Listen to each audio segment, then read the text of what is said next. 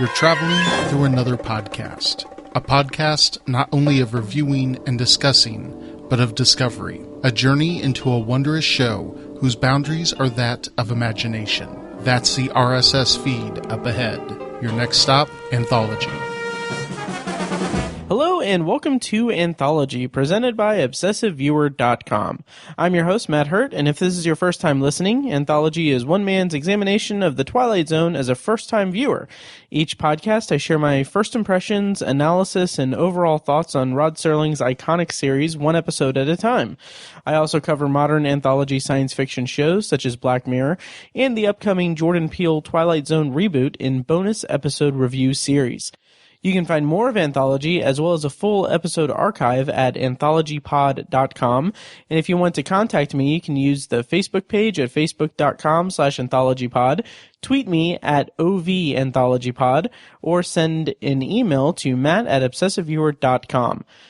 So today I'll be discussing The Whole Truth. It's the 14th episode of the Twilight Zone's second season, and it originally aired on January 20th, 1961.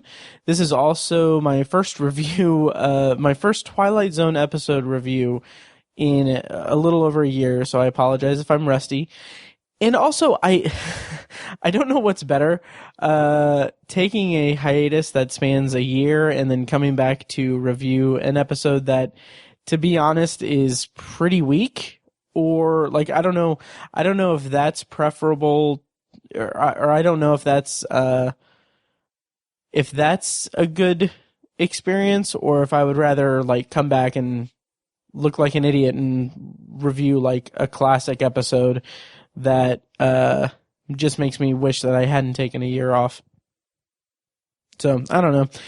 But anyway, before I get to the actual review, couple things up top. One is that if you're listening to this in the future and you haven't had to go through the year-long hiatus or anything, you'll notice I am switching up a little bit. I'm not doing the bonus reviews in each episode of the podcast, at least for the time being. I don't know. It just puts too much on me to do that. So for the foreseeable future, it'll just be, me just reviewing the Twilight Zone and my bonus reviews. So the next thing is that I just want to give a quick shout out to my friend Brandon Cruz, whose Twilight Zone podcast submitted for your approval just recently also came back from a hiatus. So welcome back, Brandon, and submitted for your approval. You can find him on Twitter at S4YA_podcast. And obviously that's a great show. And I'm looking forward to, him being back, even though I can't really listen to the episodes until I get to that point. And I believe he's in season 3 right now, so I have some catching up to do. So this week's episode is The Whole Truth, and I'll go through the talent rundown first. I think that's how I used to start it. This episode stars Jack Carson as Harvey Honeycutt, and he actually died a couple of years after this episode aired. He died in January 1963. He had some notable film roles, and he appeared in Cat on a Hot Tin Roof, Arsenic and Old Lace, and the 1954 version of A Star is Born. And this was his first and only episode of The Twilight Zone. He did appear in an episode of Jane Wyman Presents the Fireside Theater in 1955, which the title of that episode was The Director, and that script was written by Serling. And in November of 1955, he actually starred in an episode of Climax that was titled Portrait in Celluloid, that was written by Serling and directed by John Frankenheimer. And I don't have the notes readily available, but I'm fairly certain that Frankenheimer won an Emmy for that episode. I'm like 99% sure of that. But anyway, a little piece of trivia about Jack Carson is that during the 40s, he would apparently just disappear from Hollywood for weeks at a time. And no one knew what he was doing or where he went, except for his wife. And And years later, he finally revealed that what he was doing was that he had joined a circus, the Clyde Beatty Circus, as a clown and was traveling with them. And apparently, like, no one knew that it was him. No one in the audience ever knew that it was him. And he was quoted as saying that, quote, quote, "They loved me and my routines." So that's a weird, interesting piece of trivia. Yeah, I just thought that was interesting. Loring Smith appears in this episode as Honest Luther Grimbley, and this is his first of 2 Twilight Zone episodes. The next we'll see of him is in season 4's I Dream of Jeannie, and he was also in a 1968 TV movie called Certain Honorable Men that was written by Serling. And rest of the cast are George Chandler as the car-selling old man. This was his only episode of The Twilight Zone, and a piece of trivia about him is that after he was in the military during the First World War, he studied at the University of Illinois, and he made money by playing jazz violin in a band. So that's kind of interesting. Rounding out the cast is Art, or R.T. Johnson, as Irv. This was his only episode of The Twilight Zone, but he did appear in an episode of Night Gallery in 1971, and he's actually still alive. I think he's done a lot of voice work. He was a lot of like Tom and Jerry and cartoons like that. And he is quoted as saying that he claims that he got his first job in showbiz by just impulsively stepping into an audition line at a Broadway theater, where he was almost immediately chosen for a role in Gentlemen Prefer Blondes. Can you guys tell that I haven't done this in a year?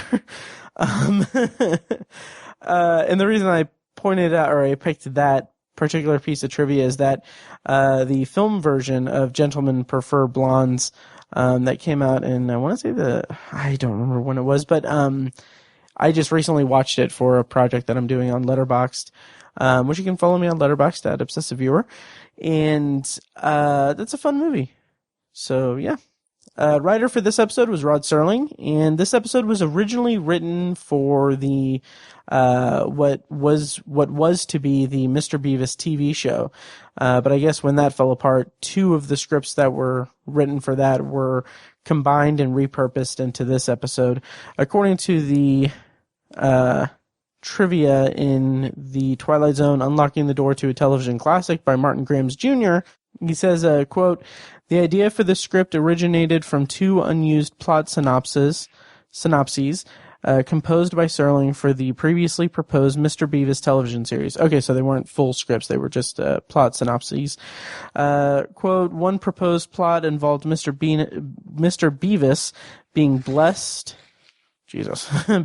by a guardian angel with the ability to tell the truth for 24 hours. The other plot dealt with Mr. Beavis as a car salesman, so Serling blended the 2 together to form the whole truth." Obviously, being a millennial such as myself, I equate this episode's plot with, I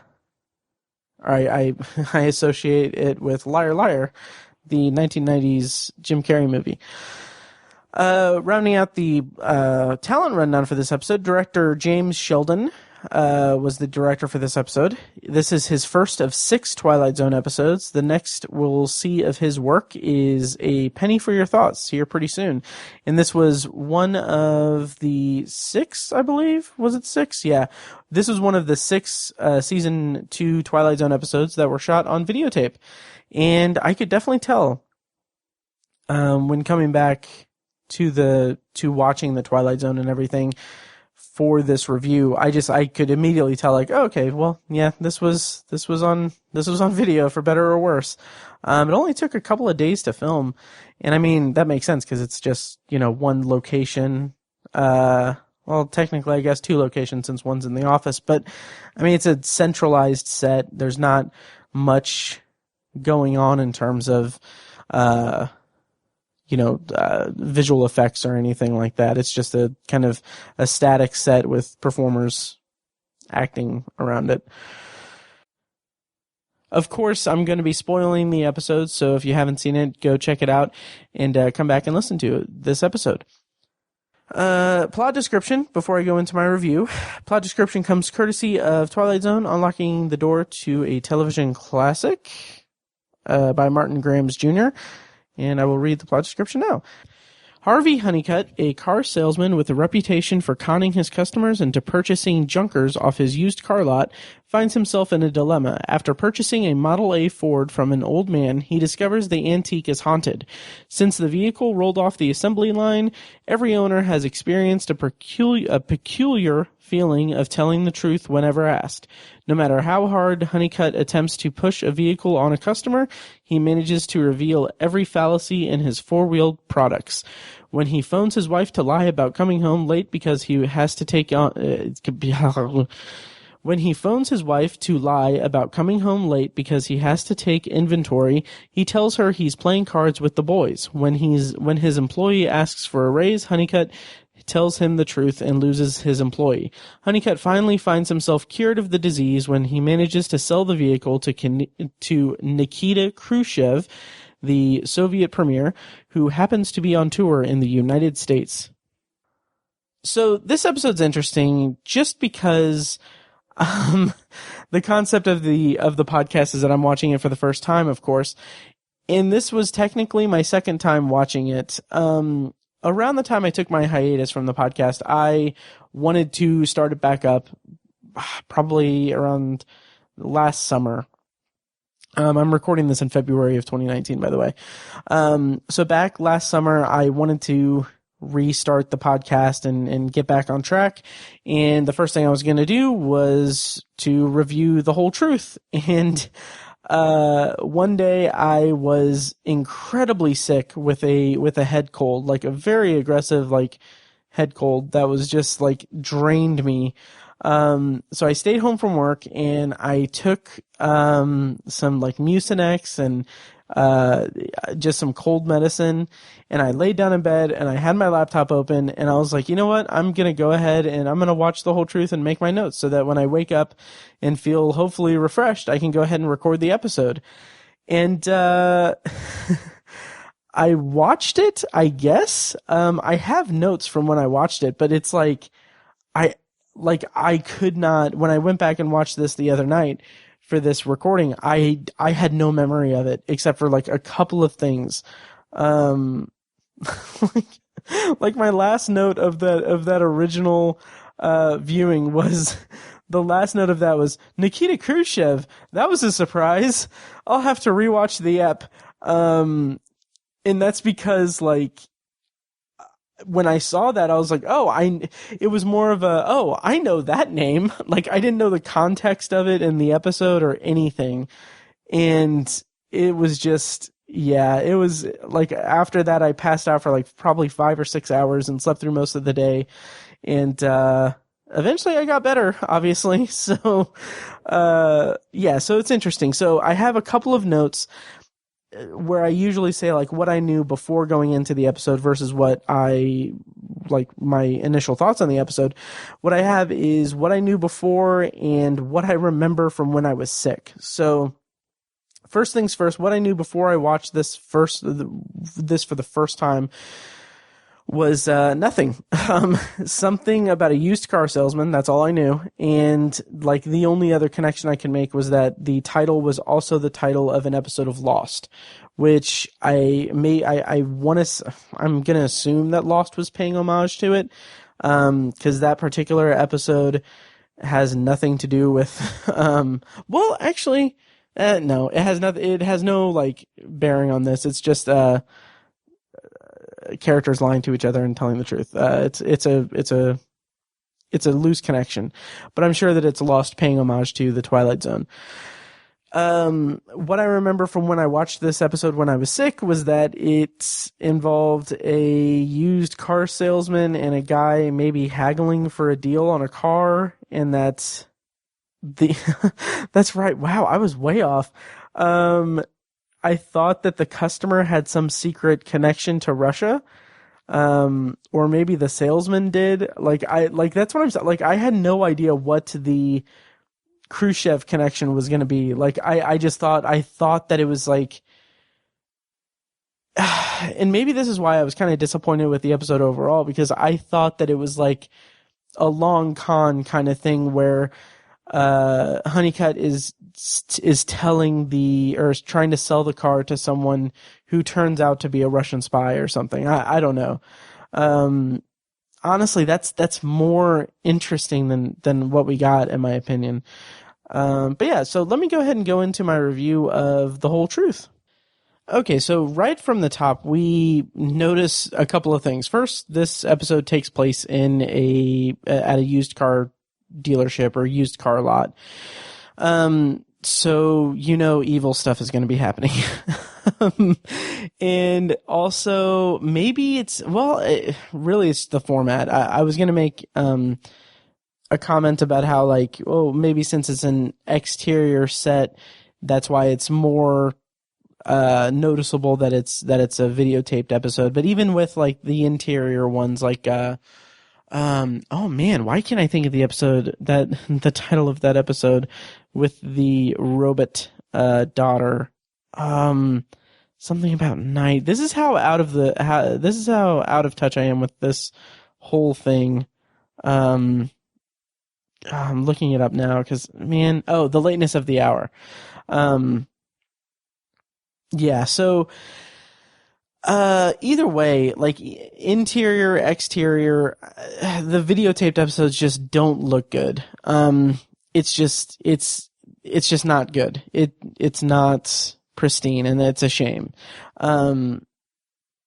Yeah, so we get the introduction of Harvey Honeycutt, and he's immediate, like, you kind of tell, like, the tone of this episode is very much like, you can tell how this was originally conceived, or this plot was lifted from some plot synopses from the Mr. Beavis show, because it does feel like Mr. Beavis in tone. Like, it feels like that type of comedic slant that the show is going for, which is also one thing that I wasn't too crazy about in this episode.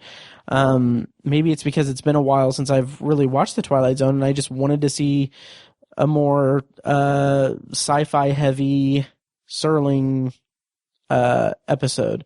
But this seems more just like, no pun intended with the plot, but detour of an episode where it's not the Twilight Zone's normal tone, and it just doesn't really work for me. But anyway, so we're introduced to Honeycutt, and we're immediately shown that he's, I don't know, he's kind of a snake. It's established that he's clearly has no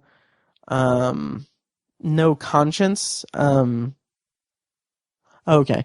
He's pushing the older cars to the couple, and then, like, later he's pushing the new models to the old man. Like, he's very much a kind of a con man kind of guy.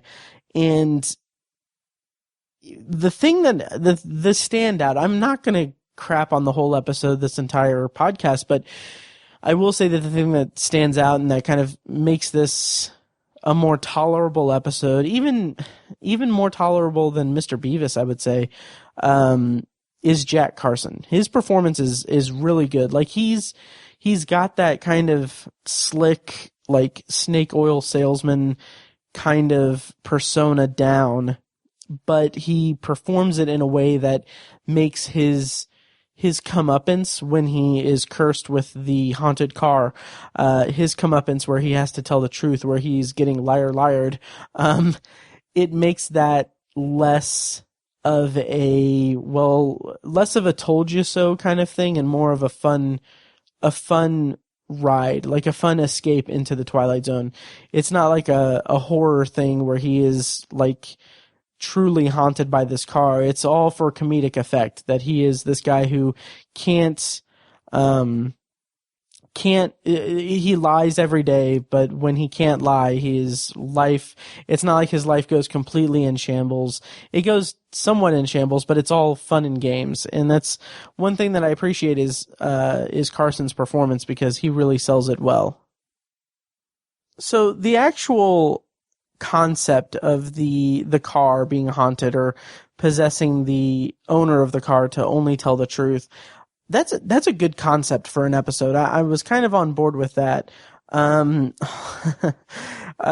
quote from the old man where he says that the car has been haunted ever since it came off the assembly line immediately made me think of Christine, Stephen King's novel, and John Carpenter's adaptation. Check out towerjunkiespod.com for more of that nonsense.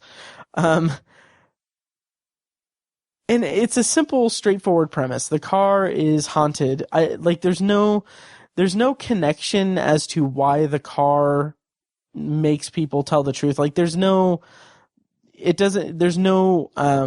connection made to that, and there doesn't really need to be. But I don't know. It's almost a little too flimsy, if you think about it too hard. But like I said, the episode has this kind of lighthearted fare or lighthearted feel to it that you kind of just go with the flow, and it works fine. So the kind of conceit is that the ownership of the car makes the owner unable to lie, and the only way to unhaunt the car is to sell it. And what I like about that, the kind of Twilight Zone twist of that, is that Honeycutt is a man who lies to sell cars, and the fact that he can't lie means that he is not going to be able to sell this car. And I love that as a concept. I think that's really strong. And if this episode had a more dark and twisted tone, I feel like maybe that would be like the ending to a different type of episode. Like, if it was following that tone, and say instead of the old man telling him that the car is haunted, like, say he gets like a few wishes or something, like some kind of genie wish or whatever, and he I could see the ending being that, okay, he got what he wanted, but in order to lift some curse that's on him, he has to sell the car, but he can't sell the car because he can only lie to sell cars. And he can't lie. I don't know. I'm kind of talking in circles, but I just think that that kind of premise is strong enough to have been a surprise ending in a darker episode, but using it as the main plot of this kind of comedic, lighthearted episode works pretty well to its advantage, as best as it can for an episode that, by and large, didn't really blow my hair back or anything. And I like the way that Honeycutt it's not like he's immediately telling the truth and everything. Like, when he is talking to Irv, he starts talking about how they can sell a junker that's on the lot. And then suddenly, I think that the camera shows the car outside, the haunted car, or we see Honeycutt look out the window at the car, and that's when he gets that. It switches over to him telling the truth, and like he's telling Irv, "Oh yeah, just put a sign up that says that it's not reliable, and we'll it's not trustworthy and everything." I like that, because it could have been easy to just make him instantly tell the truth and everything, but I like that kind of juxtaposition that we're still seeing his snake kind of side, like his con artist side, and it's slowly transitioning into this truth-telling compulsion, and really showcasing the kind of power of the car. And then when Honeycutt tells him whoever owns that car has to tell the truth, I think he says that to Irv. He says it with this casualness that it's like in another episode, in a darker episode, that would have been like the showstopper, like whoever owns that car has to tell the truth, and then cut to commercial. But there's kind of just this casual way that Honeycutt delivers the line that kind of keeps the episode lighthearted, and kind of keeps it more in the realm of like, oh, this is going to be a fun episode rather than the Twilight Zone-y kind of uh, um, thrilling episode, I guess. And honestly, this kind of lighthearted approach to the story, it's not very compelling to me. I don't know. It just didn't really click with me.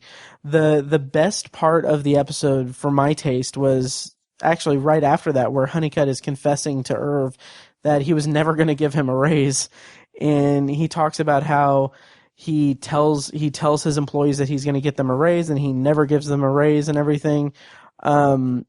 It like that whole scene is kind of the peak of the fun of the conceit that he can't lie. Like that was good. However, Irv punching him like that, it's a weird kind of thing, because it's like, it's somewhat anticlimactic, but it's like the one bit of violence in the episode. But it's like there's no surprise to it. Like, it's very much like, okay, well, he's basically like, Irv is basically saying like, okay, well, I'm gonna punch you, and then he pulls his fist back, and then and it's like enough time goes by before he actually throws the punch that it's like, I mean, it's almost as if he's saying like, now I'm going to extend my arm and make contact with your face. Like, it's that kind of dry, anticlimactic action in it. But the kind of nice kind of icing to that is when he puts the sign on Honeycutt saying "not guaranteed, in poor condition." I thought that was kind of nice. And then surprisingly, it goes to a new day. A new day on the lot. There's a new customer, Luther Grimbley. He's a politician, and at this point, I was intrigued, because the whole idea of like a politician potentially becoming the owner of the car is like, there's another episode in here that could have been far more interesting. Like, I could have seen, like, I would have liked to have seen, like, the politician get it, and then him just tell the truth, and then have some kind of weird Twilight Zone twist at the end. But it doesn't go that way, although he does call attention to that, saying, like, well, if you can't tell the truth, with something like that, I couldn't make a single political speech. And I kind of like that. And really, I like Luther and Honeycutt's interactions together, because I think Luther says that he'll pay $22.50 with no strings attached or anything, and that causes Honeycutt to confess that the car's haunted, and he tells him everything because he can't lie. And Luther actually taking that as a joke, is just like, it's really effective comedic writing. I really like that Luther is just like, he's so entertained by Honeycutt because he thinks Honeycutt is joking, and he's just like, Honeycutt is being completely honest with him about this car, and he's just laughing along with it, and it's making him more interested in the car. I just really enjoy that.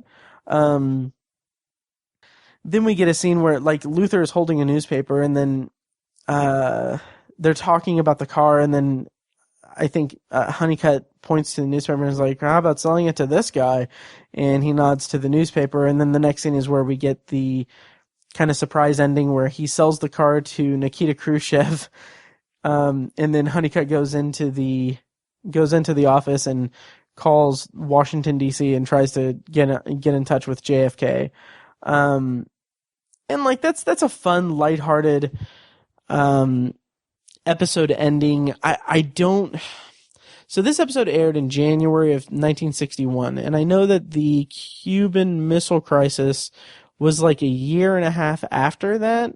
So like, it would have been interesting to see and it could very well be interesting to see what kind of episodes and what kind of writing goes into those episodes that happen around that time, when the kind of the Cold War really ratchets up and gets horrifying. particularly with like the Cuban Missile Crisis. Again, and I say that, and I don't know the context of like January 1961. I have no idea what the climate was in terms of, citizens and like where people thought we were in terms of relations with Russia and everything. But I will be very interested to see what kind of episodes come out in the months after the Cuban Missile Crisis takes place in the future of the show. Yeah. So, and I'm very curious what it would have been like to see this episode when it aired, because I don't know. It's just, it kind of seems like kind of a fun, like poking fun at, I don't want to say politics, but poking fun at kind of the climate that they were in at that time.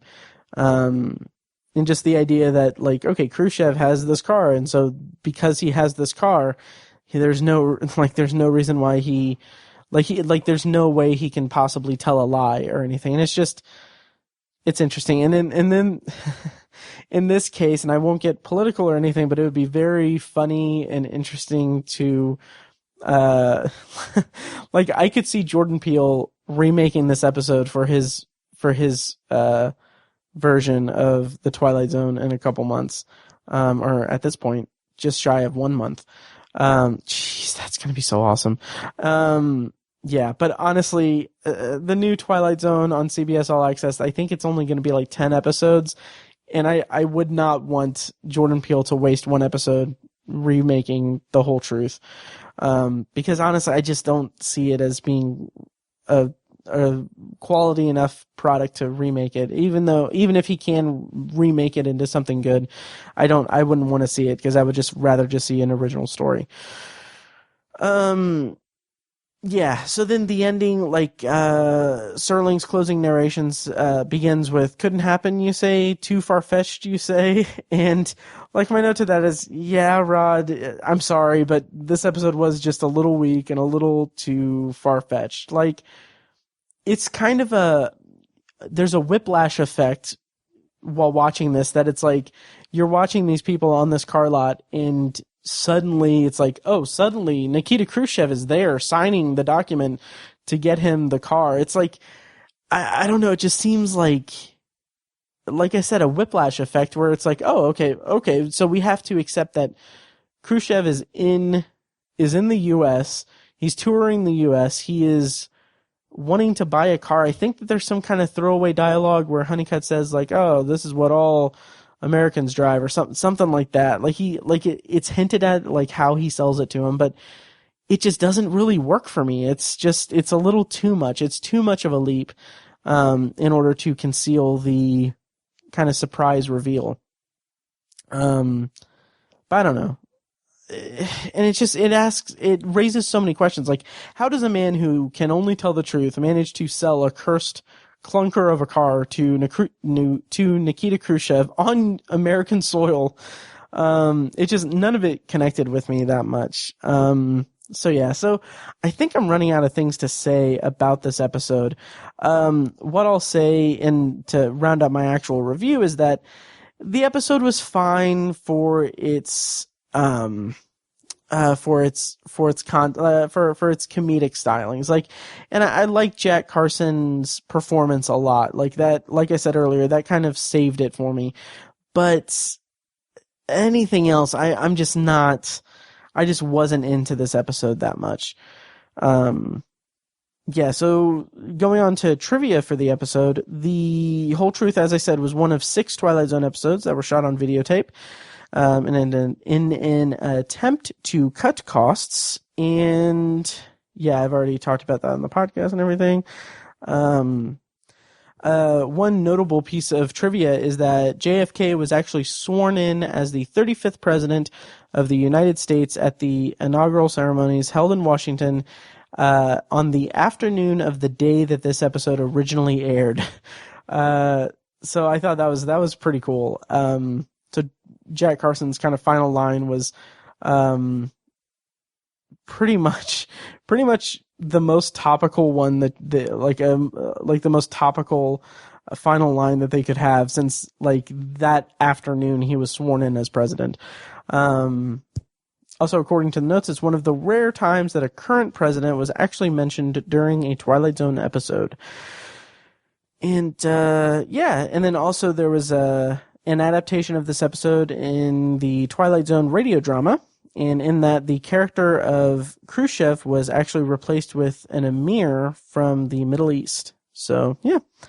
Overall thoughts on this episode, pretty weak. To be honest, they can't all be winners. And it sucks that this is the episode that I come back to after a year, but I'm looking forward to the episodes I'm going to be covering in the coming episodes. But I did appreciate the comedy and Jack Carson's performance. The meld of Jack Carson and comedy in this episode kind of worked pretty well for me.